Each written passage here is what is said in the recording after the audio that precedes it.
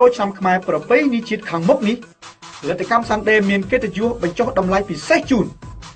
CD និង VCD Original តម្លៃត្រឹមតែ 2,000 រៀលប៉ុណ្ណោះ